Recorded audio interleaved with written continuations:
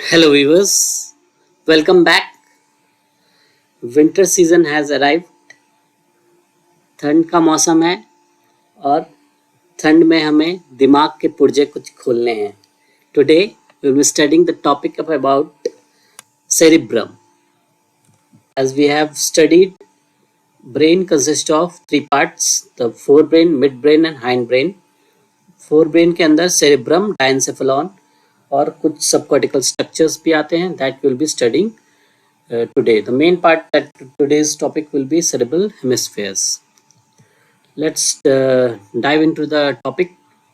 क्या है fore brain, है ना. फोर ब्रेन जो वर्ड है जनरली ये वर्ड किस में, एम्ब्रियो में यूज होता है. ठीक है, जो एडल्ट हो जाता है, जो न्यूरल ट्यूब के फॉर्म में रहता है, तब ये वर्ड यूज जनरली किया जाता है. फोर ब्रेन, मिड ब्रेन और हाइंड ब्रेन.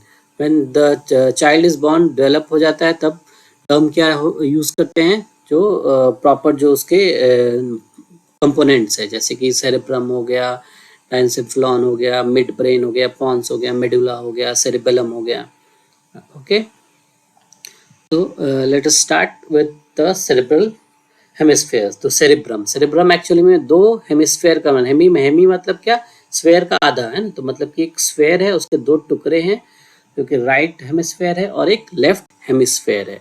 सामने से देखे जाएंगे तो ये पिंक कलर वाला जो स्ट्रक्चर है that is the right hemisphere, और ये ब्लू कलर वाला that is the left hemisphere.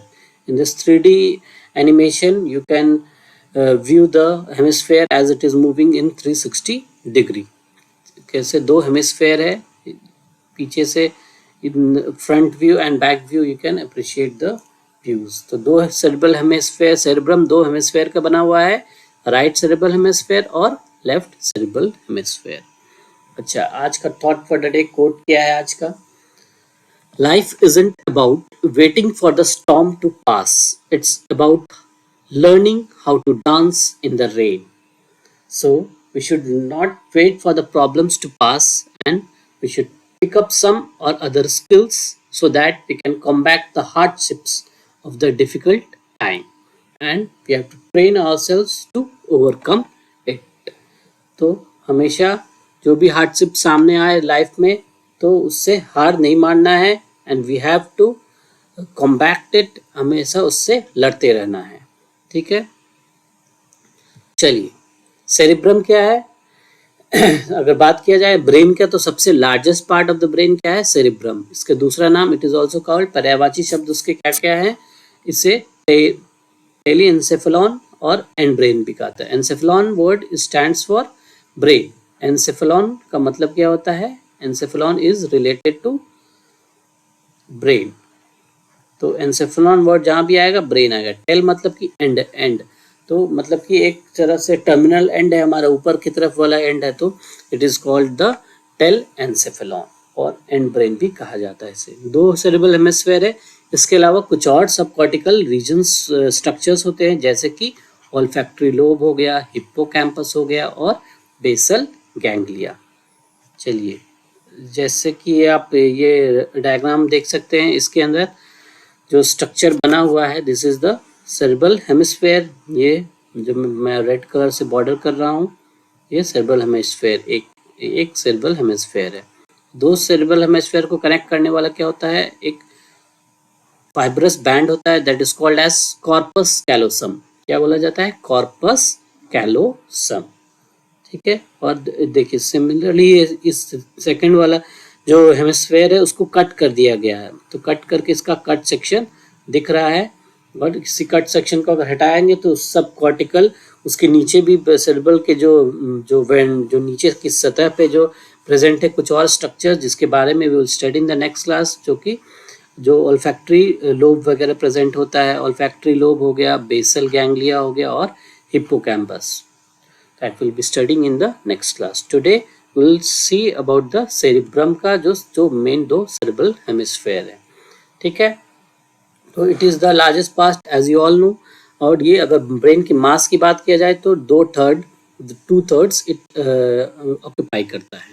ठीक है, और सब ब्रेन का जो हाईएस्ट फंक्शन है, जो भी इंटेलिजेंस को, जो भी इसका अंडरस्टैंडिंग, हमारा जो भी कैपेसिटी है, सब कुछ सबसे जो हाईएस्ट फंक्शन है वो ब्रेन का सेरेब्रम के पास ही होता है. ठीक है, तो दो हेमिस्फेयर किससे ज्वाइंट होता है?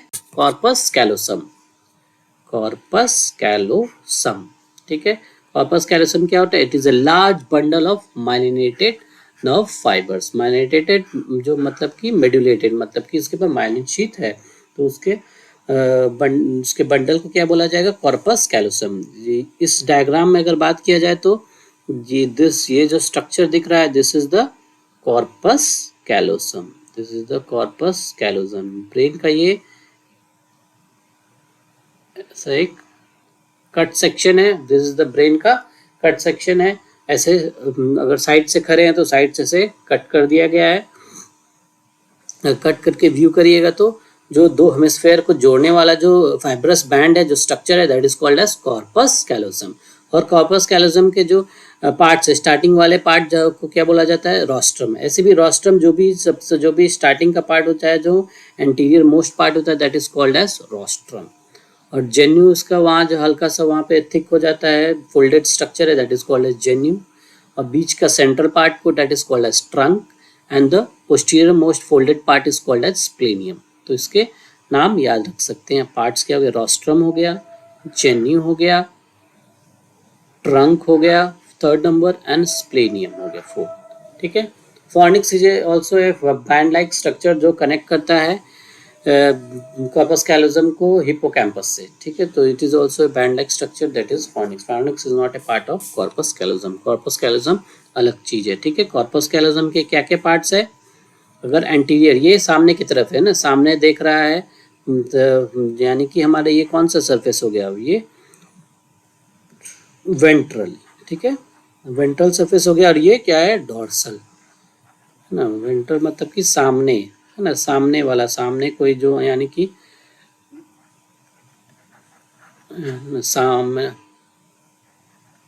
सामने, ठीक है, म है,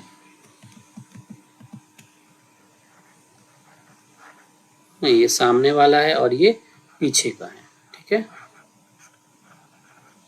पीछे देखो, ठीक है, पीछे देखो जी, ठीक है। तो याद रखिएगा, ये डॉर्सल साइड है, तो एंटीरियर साइड में ये रोस्ट्रम है, और जो फोल्डेड पार्ट है एंटीरियर में, that is called as जेन्यू।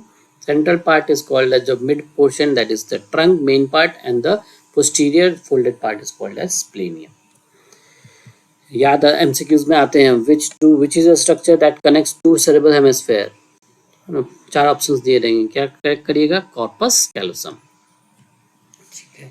Cerebral cortex और मेडुला की बात करते हैं ना। कॉर्टेक्स कोई भी ऑर्गन में, ये जनरली वर्ड आता है कॉर्टेक्स और मेडुला।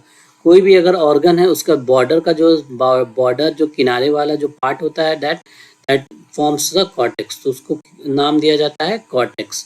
और जो मिडिल पार्ट, जो सेंट्रल पार्ट होता है, that is called as medulla. तो ये this goes all for any organ that is found in our human body. It will also go for the kidney के लिए भी यही टर्म यूज होता है, ओवरी वगैरह में भी, ब्रेन में भी। तो कॉर्टेक्स वर्ड याद रखिएगा बाहर की तरफ। तो किनारे वाला पार्ट जो होता है, that is made up of cell bodies, billions of 10, about approximately 10 billion cell bodies. Cell bodies का स्ट्रक्चर है, जैसे कि ये अगर सेरिब्रम है, ये अगर सेरिब्रम बना हुआ है, तो यहाँ पे सेल बॉडीज है। तो न्यूरॉन का जो ऐसा सेल बॉडी होता है ना यहाँ पे, और फिर ये ऐसा स्ट्रक्चर है, तो यहाँ पे खूब सारे सेल बॉडीज बने हुए हैं। तो किनारे में जो भी न्यूरॉन इस तरह से, ऐसे स्ट्रक्चर वाइज इस तरह से, ऐसा इनका बनावट है, ऐसा कि यहाँ पे सबसे किनारे किनारे जो भी है, सब बहुत सारे न्यूमरस सेल बॉडीज प्रेजेंट होंगे। तो ये जैसे न्यूमरस सेल बॉडीज है, that cell bodies Nissl granule present होता है उसके अंदर, नेस्ल ग्रैन्यूल्स जो कि consist of ribosomes and free endoplasmic reticulums. तो वो ग्रे कलर का होता है, तो इसीलिए ये ग्रे मैटर फॉर्म करता है। सेल बॉडीज ग्रे कलर का होता है, इसीलिए it is also called as grey matter. और जो सेंटर में जो माइलिनेटेड होता है, माइलिन व्हाइट कलर का होता है, तो माइलिन के शीट के कारण this portion forms the white matter. तो मेडुला में क्या होगा? व्हाइट मैटर प्रेजेंट होगा, और कॉर्टेक्स में क्या रहेगा? ग्रे मैटर, ठीक है। तो ये याद रखना, बॉर्डर की तरफ जो किनारे की तरफ है, दे वहाँ पे सेल बॉडीज प्रेजेंट है, इसके कारण it is called as grey matter, ठीक है। और ये 2 से 4 मिलीमीटर थिक होता है, और कॉर्टेक्स का सरफेस बहुत ग्रेटली फोल्डेड होता है। जो अखरोट देखे होंगे आप लोग, अखरोट जैसा स्ट्रक्चर दिखता है ब्रेन का बाहर से। तो जो सेरिब्रम का ही वो कॉर्टेक्स वाला सरफेस है, जो उभार होता है, जो ऊंचा ऊंचा अपवर्ड फोल्ड होता है, दैट इज कॉल्ड एज गायराई, और जो डाउनवर्ड ग्रूव्स बने होते हैं उसको सल्कस कहा जाता है। तो दो वर्ड्स याद रखिएगा, गायराई एंड सल्कस। तो नेक्स्ट डायग्राम में I will explain what is gyri and sulci. देखिए सेरेब्रल कॉर्टेक्स सेरेब्रम की बात किया जाए तो बाहर से देख रहे हैं तो ये दो स्ट्रक्चर दिखाई दे रहा है, right and left hemisphere present है, सेरेब्रल हेमिस्फेयर, ठीक है। और गायराई एंड सल्काई, देखिए जो गायराई एंड सल्काई जो बाहर उभार है, जो ऊपर है वो क्या है, गायरस, उसको गायरस बोला जाता है। और जो बीच में जो ग्रूव जैसा है, नाले जैसा जो स्ट्रक्चर दिख रहा है अंदर अंदर ग्रूव जैसा, जो that is called as sulcus, ठीक है। सल्कस का मतलब ये होता है ग्रूव, गड्ढा, गड्ढा रूप, जहाँ पे गड्ढा गड्ढा सबको क्या बोलेंगे, सल्कस। और जो ऊंचा ऊंचा है वो गायराई। जैसे आलू का कैरी वगैरह, आलू देखते ना, एक ऊंचा होता है नीचे गड्ढा होता है, उसी तरह तो ऊंचा वाला पार्ट क्या हो गया, गायराई, और गड्ढा वाला पार्ट हो गया सल्काई। इसी तरह बना हुआ है अखरोट में भी ऐसा ही होता है, अखरोट इसके जैसा दिखता है। तो ये कंपैरिजन, इसका स्ट्रक्चर आप कंपेयर किया जाता है सेरेब्रम को वॉलनट से, ठीक है। चलिए फिर इसके अंदर वेरियस तरह के लोब्स भी होते हैं, 4 तरह का लोब होता है, जो अकॉर्डिंग टू द पोजीशन नाम है। सामने वाले को फ्रंटल बोला जाता है और पीछे वाले को ऑक्सीपिटल, ठीक है। साइड्स में पैराइटल होता है और टेम्पोरल, कान के वाले एरिया के पास टेम्पोरल होता है, उसके जस्ट कान से जस्ट थोड़ा ऊपर वाले पैराइटल, ठीक है। And one more thing that I already explain, that is about the grey matter and white matter. तो ग्रे मैटर में क्या प्रेजेंट होता है, न्यूरॉन के सेल बॉडीज, तो सेल बॉडीज प्रेजेंट है। और यहाँ बाहर जो माइलिनेटेड स्ट्रक्चर है ना, सेल बॉडीज प्रेजेंट है बहुत सारे, तो इसके कारण it is called as grey matter, ठीक है। और वाइट मैटर माइलिन शीथ के कारण वाइट मैटर मेडुला को कहा जाता है, ठीक है। तो सेरेब्रल कॉर्टेक्स का बाहर वाला that is the grey matter, अंदर वाला medulla that is forms the white matter. तो ये आपको याद रखना है। तो इनर पोर्शन मेडुला होता है, वो किसका होता है, that is the white matter, ये वाइट मैटर कहा जाता है। It is made up of millions of myelinated nerve fibres, और they connect the cell bodies of cortex. तो कॉर्टेक्स का जो सेल बॉडी है बाकी प्लेस, ब्रेन की जो भी प्लेस है उसमें कनेक्ट करता है, ठीक है। चलिए आई होप आपका क्लियर होगा ये ना। सेरेब्रम का क्या हम लोग जाने, 2 हेमिस्फेयर है। जो सेरेब्रम का सरफेस की बात किया जाए तो ऊपर खाबर है, तो जो ऊंचा वाला सरफेस को गायराई बोलते हैं, गड्ढे को सल्काई बोलते हैं। और जो सेल बॉडीज है वो किनारे की तरफ लोकेटेड होते हैं, किनारे वाले स्ट्रक्चर को ग्रे मैटर इसीलिए बोला जाता है, और जिसे कि कॉर्टेक्स बोला जाता है। सेंटर वाले पोर्शन में माइलेटेड होता है तो उसे वाइट मैटर कहा जाता है, it forms the medulla of the cerebrum, ठीक है। अब चलिए लोब्स की बात करें। 4 तरह के लोब्स प्रेजेंट होते हैं सेरिब्रम में। तो सामने this is the front view है ना, ये फ्रंट का है और ये बैक व्यू है, तो पीछे की तरफ से ना, इसमें अपोजिट है तो कंफ्यूज नहीं करिएगा।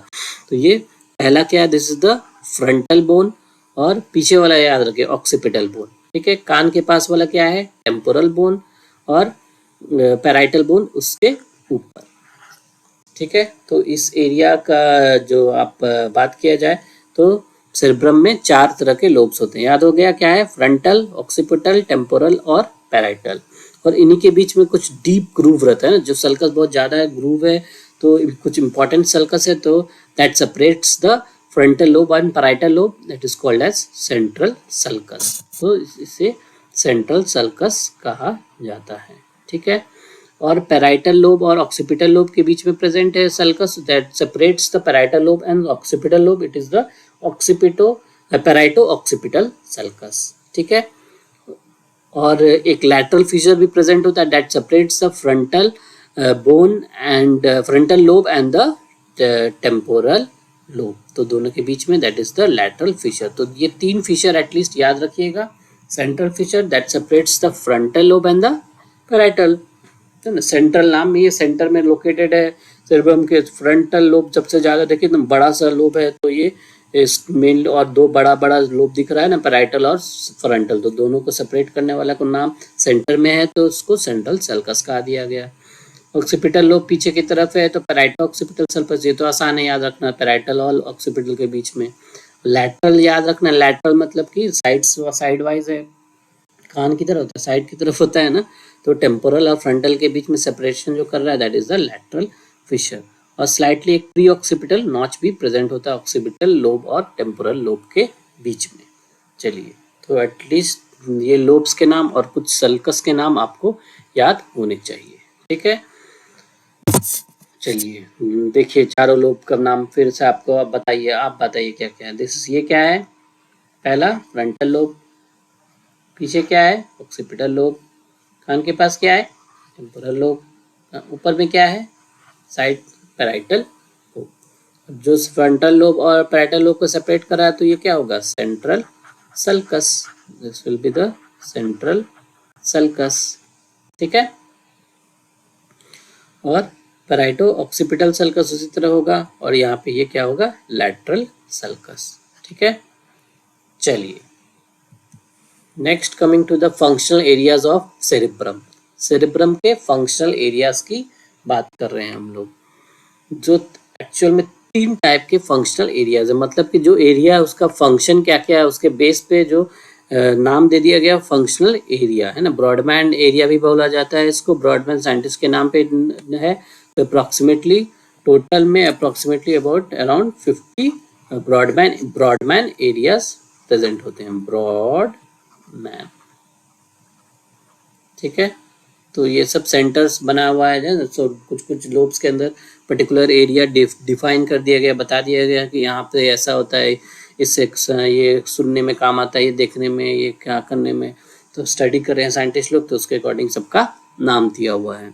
तो 3 टाइप के एक तो फंक्शन हमारे बॉडी में से प्रेजेंट होता है न्यूरॉन, उसी पे आधारित ये इसका फंक्शन भी है, जैसे कि सेंसरी एरिया हो गया और एसोसिएशन एरिया, और थर्ड क्या है मोटर एरिया। सेंसरी क्या है, जो हमारा सेंसेशन लाता है, जो हम इम्पल्स रिसीव करेगा रिसेप्टर से, किनारे में से, स्किन वाले एरिया से, कान से, नाक से, जीभ से, तो ये सब रिसीव करके इम्पल्स को लाएगा ब्रेन की ओर। फिर एसोसिएशन, ब्रेन की ओर ये जब इम्पल्स आ गया तो उसको क्या करेगा ब्रेन, उसको स्टोर करेगा, उसको इंटरप्रेट करेगा और उसको कंपेयर करेगा with respect to the past experience से, और उसके अकॉर्डिंग फिर वो काम करेगा, जो इफेक्टर ऑर्गन को जो जैसा जरूरत है वैसा काम करेगा, तो जो काम करेगा that will be represented by the motor areas.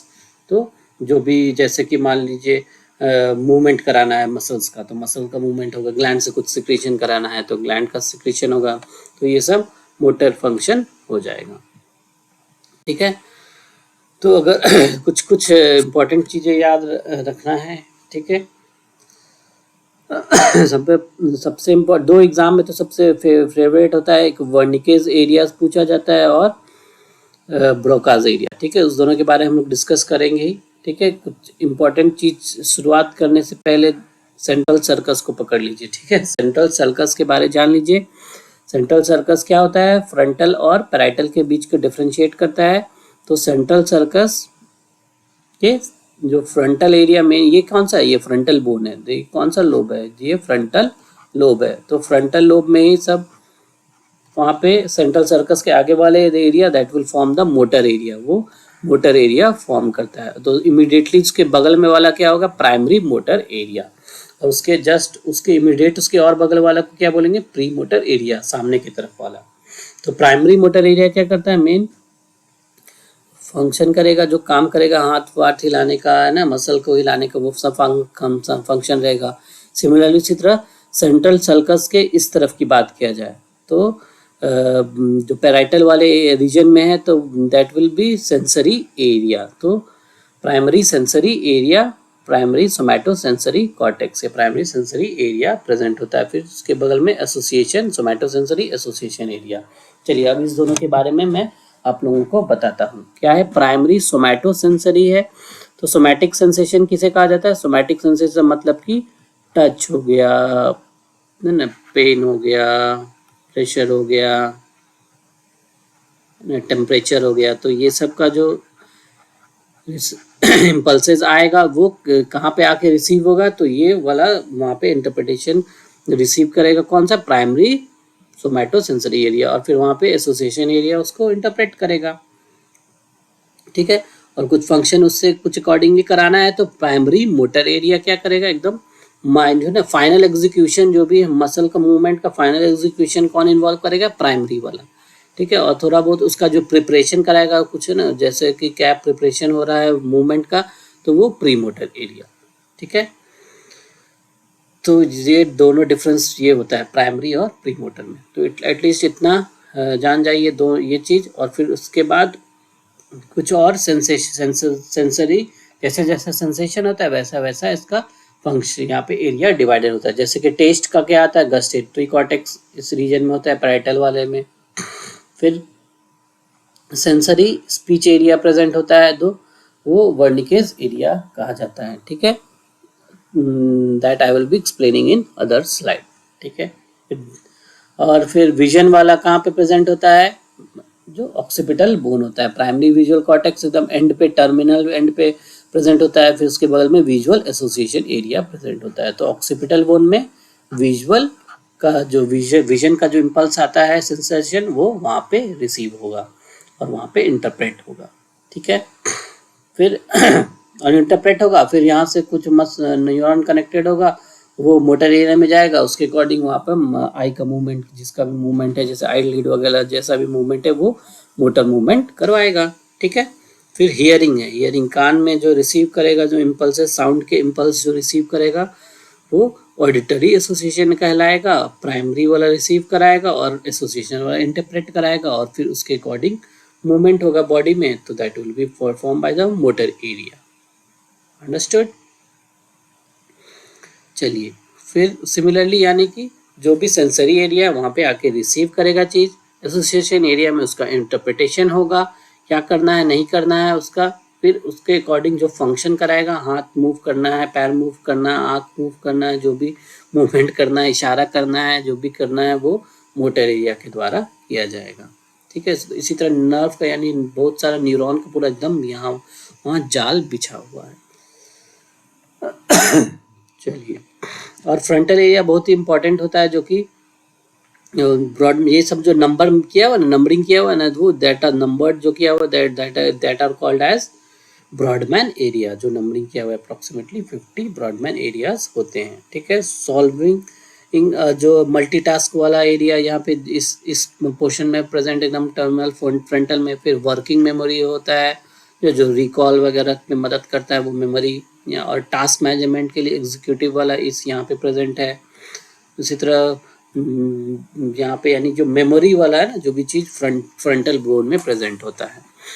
चलिए चलिए चलिए चलिए, ठीक है, एक और सेंसेशन बच गया, जो क्या है, ऑल्फैक्टरी, मतलब कि स्मेल वाला। ऑल्फैक्टरी कॉर्टेक्स क्या करता है, स्मेल। वो कहाँ होता है, वेंट्रल साइड में एकदम सेरेब्रम के ना deep with in the temporal bone के एरिया में यहाँ पे प्रेजेंट होता है। That is the olfactory cortex, यानी कि स्मेल वाला ये यहाँ पे रिसीव करेगा और सेंसेशन भी यहीं पे होगा, और उसके अकॉर्डिंग फिर मोटर वाला एरिया फंक्शन कराएगा। ठीक है, तो याद रखना है क्या, सेंट्रल सल्कस होता है, क्या प्रेजेंट होता है, पैराइटल और फ्रंटल लोब के बीच में, और उसके जो पैराइटल वाले लोब के एरिया में सेंसरी एरिया प्रेजेंट होता है, और उसके फ्रंटल वाले एरिया में सेंट्रल सल्कस के बगल में मोटर कॉर्टेक्स प्रेजेंट होता है।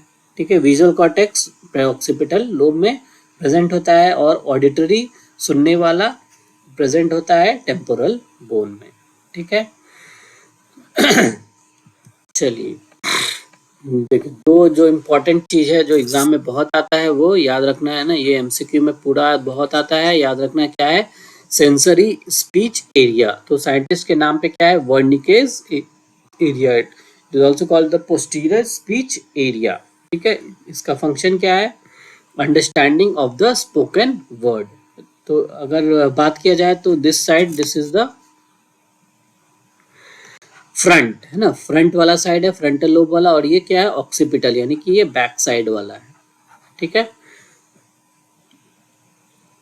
तो यहाँ पैराइटल लोब वाले एरिया में प्रेजेंट होता है क्या, वर्निकेज एरिया। ठीक है, और थोड़ा बहुत टेम्पोरल लोब में भी प्रेजेंट होता है। ये बहुत ऐसे ब्रॉडर एरिया है that is responsible for the understanding of the spoken word. जो है ना, जो भी सामने वाले को कुछ हम लोग सुन के रिसीव कर रहा है, क्या बोला, कैसा बोला, उसका अंडरस्टैंडिंग, उसको समझने में क्या काम आएगा ये। और फिर उसके अकॉर्डिंग जो उसका प्रोडक्शन होगा ना, क्लियर आवाज कैसा उसका है ना, articulate generation of articulate speech है ना, जो क्लियर आवाज है कैसा बोलना है, फ्लुएंसी जो बात बोलने में जो फ्लुएंसी आएगी वो कौन सा एरिया डिसाइड करता है, anterior speech area, that is the Broca's area, वो फ्रंटल लोब में लोकेटेड होता है, तो that is also called as the motor speech area. ठीक है, तो बी एम है ना, एम बी है ना, मेमोरी होता है ना, एम बी से याद रख सकते, मोटर स्पीच एरिया, और ये क्या होता है, Broca's area. Motor speech area और ब्रोकास एरिया प्रेजेंट होता है, और इसमें एस डब्ल्यू याद रखिए। ठीक है, एस डब्ल्यू क्या है, वर्निकेज एरिया, और that is for the sensory area. तो ये दो एमसीक्यूज में इंपॉर्टेंट क्वेश्चन है, याद रखिएगा। Sensory speech area it is called Wernicke's area, that is for the understanding of the spoken word, और Broca's area it is for the motor speech area, that is for the production of a clear speech. चलिए थोड़ा झट से एक बार revise कर लीजिए, क्या है मेजर फंक्शंस क्या क्या है हमारे सेरेब्रल लोब के। फ्रंटल लोब मैंने बताया क्या है, थिंकिंग, मेमोरी हो गया, बिहेवियर, मूवमेंट वगैरह के, है ना, मूवमेंट मतलब कि जो मोटर एरिया है उसके काम आएगा। ऑक्सीपिटल वाला क्या है, साइट का, मोस्टली जो देखने वाला जो उससे रिलेटेड है।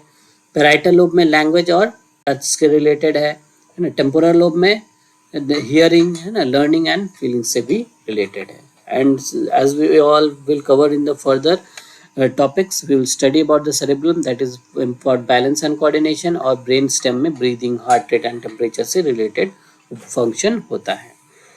चलिए आज हम लोग यही क्लास खत्म करते हैं। Next class will cover about the olfactory lobe, special ganglia, hippocampus and diencephalon. Thank you for watching this video, thank you so much. Please like the video अगर आपको वीडियो समझ में आया, अगर आपके ये वीडियो काम आएगा, ठीक है, share it with your friends and do subscribe our channel Dr. Ujjwal Biology Classes. Thank you for your patience. Thanks for hearing this video. Thank you so much.